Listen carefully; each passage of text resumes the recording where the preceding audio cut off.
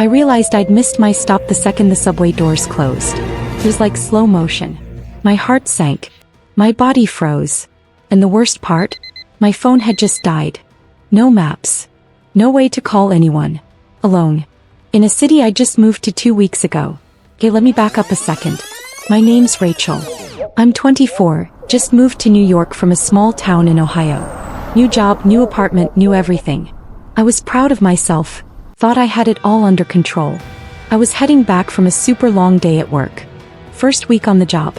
I was half awake, scrolling through random photos in my gallery because I had no signal underground. Somewhere between zoning out and overthinking, I forgot to pay attention. When I looked up and saw Crown Heights, Utica on the screen, I panicked. No. This isn't my stop. I jumped up too late. The doors shut right in front of me. My hands were shaking. I was in the wrong part of Brooklyn and the sun had already gone down. I sat back down, trying not to cry in public. My phone? Dead. My power bank? I left it at work. Rookie move. I could feel people looking at me. Not in a scary way. Just noticing. Maybe they saw the panic on my face. I told myself, okay, breathe. Get off at the next stop. Find a charger. Ask someone for directions. You'll figure it out. But inside, I was spiraling. My confidence from this big city girl fantasy had shattered. That's when he sat down across from me. I didn't even notice at first. But then I heard a calm voice. You all right? I looked up. He was maybe late 20s, wearing a plain hoodie, jeans. Friendly eyes. He looked like someone who might offer to carry your groceries or tell you the time without making it weird. I nodded too fast. He smiled. Let me guess. Not from around here. That obvious? I couldn't help but laugh. It broke the tension inside me like a pin to a balloon. He introduced himself. Fish. Born and raised in Queens.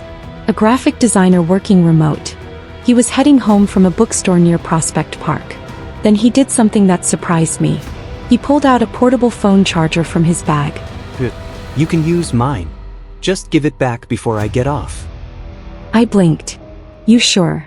Yeah. You look like you're about to cry. Don't cry on the subway. It's not a fun memory. So I plugged in my phone. It powered on slowly, the screen lighting up like hope. We started talking. About how confusing the subway was. About how weird New York smells in the summer. About how I once got locked out of my apartment because I thought the landlord gave me a fake key. He listened. He wasn't weird. He wasn't trying anything. Just listened. I missed another stop while talking to him. But this time it didn't feel like a mistake. For the first time since moving, I felt like I wasn't alone. Like maybe this city wasn't so scary. Like maybe this random subway detour was part of the plan. We reached his stop. He stood up and smiled. You gonna be okay now? I nodded. He waved it off. Keep it. You'll probably need it more than I do. I wanted to say something cool. Or meaningful. But all I could get out was, thanks for not making this worse. 2 weeks later, I found the charger in my bag and decided to return it.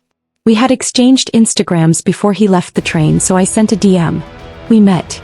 Talked for 3 hours. Then again. I guess you know where this is going.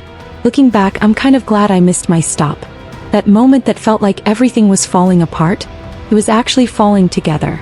This wasn't some fairy tale. It wasn't love at first sight. But it was real. And kind. And exactly what I needed at that time in my life. I moved to New York thinking I'd find a career. I never thought I'd find a connection. But that's the thing about life. Sometimes when you miss your stop, you end up right where you're supposed to be.